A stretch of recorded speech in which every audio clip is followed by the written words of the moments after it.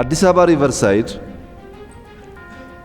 ከጀመርን በኋላ በሪቨርሳይዱ ግራና ቀኝ ባሉ ቢዝነሶች፣ ሞሎች፣ ሬስቶራንቶች፣ ኮፊ ሾፖች ተደማምሮ 1.3 ትሪሊየን ገደማ ኢንቨስትመንት ከፕራይቬት ሴክተር መጥቷል። እንዴት መጣ መሰለ? አንተ ብር አለህ፣ አዲስ አበባ መሬት አለው።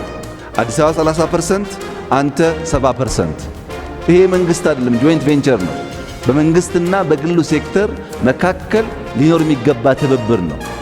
በእንደዚህ የሚያብጡ አሉ። ሌላውስ ኢትዮ ቴሌኮም ለምሳሌ ብትወስድ 100+ ዓመት የቆየ ተቋም ነው። የሚወዳደር ካለም ይምጣ። አስገባን። ሳናስገባው 37 ሚሊዮን ነበር። ስናስገባውስ 90+ ሚሊዮን ገባን። ምን ተብለን ነበር? ኢትዮ ቴሌኮምን የሚያክል የ100 ዓመት ኩባንያ ሸጡት አይደለም? አልሸጥነውም። በኮምፒቲሽን አሳደግነው እንጂ። የኢትዮጵያ አየር መንገድ አሁን ኤርፖርት ጀምሯል። በቀደም ሰምተኝ ከሆነ ለሁሉም ዓለም ካፒታል ቦርደር የለውም። ገንዘብ ያለው ሰው ያፈስ ብለናል። ገንዘብ አላፈሰም ካልክ ግን ስራውን አናቆመውም። እኛ እድል እንሰጣለን።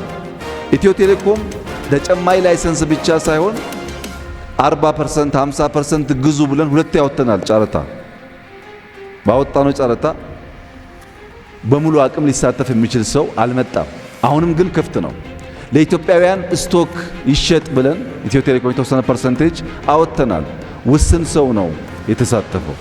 በእኛ በኩል ፕራይቬት ሴክተር ካልተጠናከረ ሊቨሎም ፕራይቬት ሴክተር ስታርታፕስ ጀማሪዎቹ ካልተጠናከሩ በስተቀር የኢትዮጵያ ብልጽግና አይረጋገጥም። ስጋት ትክክለኛ ነው። የጀመርነው አቅጣጫ የሚያመላክተው ግን ያንን ስጋት በሚቀርፍ መንገድ ነው።